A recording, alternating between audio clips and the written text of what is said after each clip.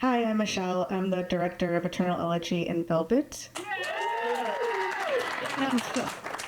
Hi there, I'm Larry Blumenthal. I was the production coordinator, editor, and composer for He, She, Us. I'm Eric Lopushanksy. I'm here in place of Andrew Bateman for Go Down Diller. I was DIT on that shoot. Howdy, I'm Jarob Abbott. I was the writer-director of The Texas Choral. I'm gonna use my theater voice. I'm pretty sure that you can all hear me. What I loved about this block is that your wounds were all so different and also beautiful. And also the message conveyed, I understood that, right? So, and again, I kind of hate this question because it's basic. What gave you the idea? What inspired you? Take it away. I grew up.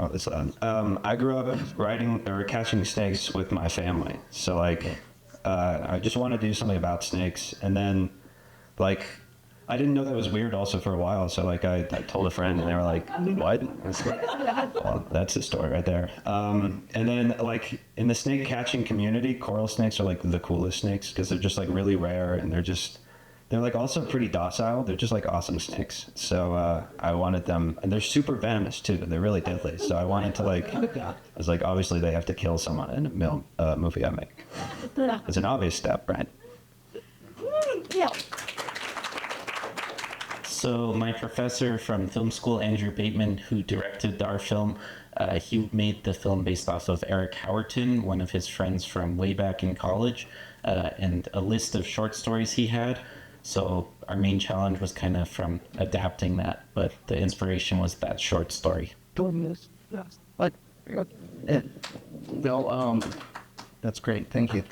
The film that I was part of, I actually got recruited into it. A very, very good friend of mine, Susan Collegian, was the writer and producer-director of it. It was her first film.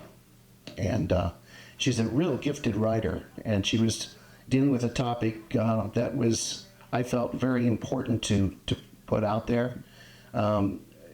Nobody in our group that were shooting the film, there was actually a crew of about 30 people, were actually LGBTQ people, but they were all allies. There were a couple perhaps that were, but that's not the issue.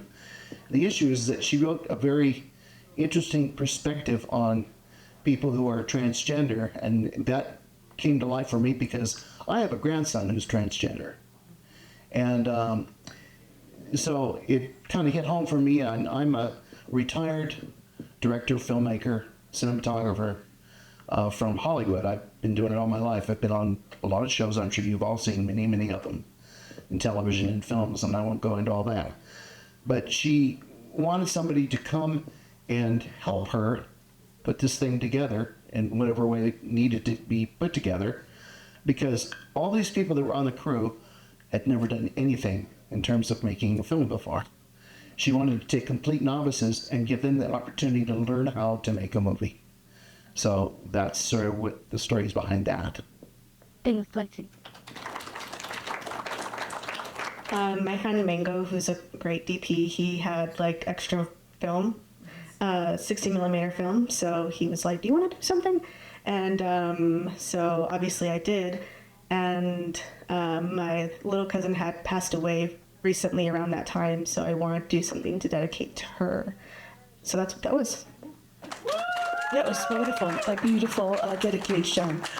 Can I open the floor for questions, please, for our esteemed panelists, directors? I know you have lots of questions. Oh, there we have. Great. What was your favorite memory from your shooting here? Let's see, one's that. I think I don't know why, but I liked the part where we sung "Happy Birthday" to Joseph Baca. It was his birthday. He was the grip, and we sung "Happy Birthday," and it was really nice. Oh, I think the favorite thing for our shoot was before we started to actually work, Susan had everybody gather, and we did a Native American ritual to all get familiar with each other and to make sure that everybody was completely open. We didn't want to have any tension. It was already going to be difficult enough because we shot it in 2 days and it was crazy. And it was 112, seemed like 112 inside the studio, and it was about 103 outside. So where we were very stressed. So my favorite thing was the fact that everyone hung in there. There were no fights, arguments. Everybody was helping each other. And everybody believed in the story so much that they just wanted to have it happen. So that, I would say, would be that.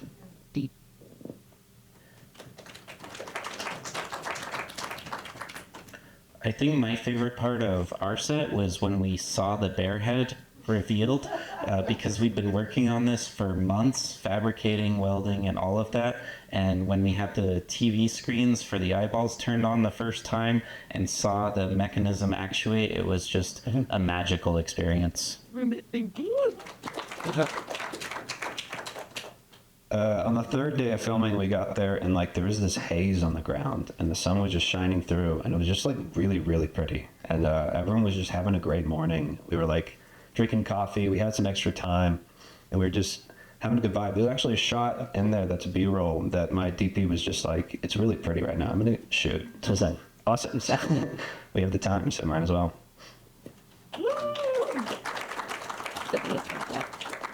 Other questions? Yes. For Jacob, at what point in the production did you go with not hearing dialogue? And what was there an idea behind that, or what happened? So that was a surprise I just got. Thank God we had subtitles, because otherwise, I don't know what happened there. There is dialogue. We recorded dialogue, and it's not there. But we have subtitles. Wasn't my fault, was it? I doubt it. I mess up a lot of things, so I'm sure it's me. Okay, because it worked. Yeah, no, also thank God Premiere has like a very easy SRT writing program that does most of the subtitles for you, and you just have to go and edit. Thank God it did that, because that's how the subtitles are at. Woo! So some of Michelle, you shot this on film. Will you shoot on film again? If yes, why? If no, why? I would, because there's nothing that can replicate that look. It's expensive and there's a lot of pressure, because you're limited. But I would definitely do it again. I'd like to add something to that. Having shot probably more film that could reach all the way to the moon and back, and that's the truth. And I adapted to the digital age. It's still not as good. I don't care how 4K, all the different filters, DaVinci, the whole thing. Doesn't matter. There's something about film. There really is. And I think I know what it is, and I'm actually going to write an article about it, but I won't get into that here. I don't think this is the right venue for that. But anybody else have any thoughts about the fact that she shot it on film? Or why they shoot on film? I like to use the that.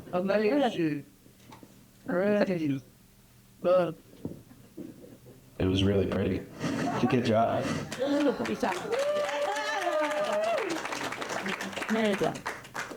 Other questions? We have time. Bills again. So, Michelle, I just really admired the courage you had of not feeling the need to explain everything, especially with dialogue. And that's, I think, very, very challenging, and you really, really pulled it off. And really felt everything that was going on, and I thought that was really kind of incredible of you to make that choice. I think a lot of people don't, and I was curious of your process arriving at that choice, and if you're feeling confident and are not confident throughout that period. I think when I in the process of making it, I had also known that I was gonna do that, like, part of it was gonna be like the music and the sound, but I also knew that I was limited with like film, so I didn't want to do too much dialogue or anything like that. Just what was needed, and it was mostly just, I mean, obviously, like it was very visual, and and I think the music helps the sound to set the tone and the atmosphere and whatnot. So I made sure it was all well-rounded. As a matter of fact, I had to, because I watched all the movies, and I had to watch yours twice because I had to catch my breath. You know, so it's just beautiful, beautiful. What is next for everyone? I'm working on the post right now for a horror that we shot exactly last year. It usually takes like a year for me to get or like do these, but no, that's the next thing is the writer starring Lex and Stefan. Yeah, but we're doing the music composing now, so that'll be like for like the next month. Should be out soon. And Susan Collegian, who wrote He, She, Us, is truly a Renaissance woman. She is an extraordinary human being, intelligent beyond you can believe, and able to do just about anything you can imagine. She already has in mind the story before what you saw and the story for where it left off. So it's actually would be a triptych once it were produced that way. But she felt that it needed to have the centerpiece put out first as a confirmation that it's even a subject anybody would care about. And she's been getting some push behind it, so it may happen. Also, she's in the process of producing 2 or 3 other projects as well that are just as amazing, extraordinary subjects. So what she's going to do next, you'll be hearing of her, I'm sure. Me, I'm old enough that I'm not sure I want to do a whole lot more in the film business. But if she were to call me, she's the one person I would definitely come for. I will say this. The gentleman who directed, has anybody seen My Big Fat Greek Wedding? Put your hands up if you have. Okay, he happens to be that's good. He's a very close personal friend of mine. He saw this film with his wife, who's a psychoanalyst, and they went off. They loved it. And like Susan said, she says, that to me was the biggest award that I could ever ask for, was just the fact that Joel liked it. Joel Zwick, I'm referring to, you may have heard the name. I'll pass it on.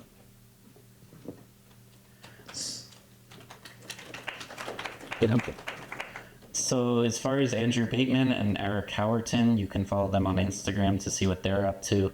I'm currently working on 2 television pilots, one for a cartoon, a bit of a comedy aimed at younger audiences, and another for a comedy sketch show. Cool. I'm going to graduate from the University of Texas, so it's going to be really fun.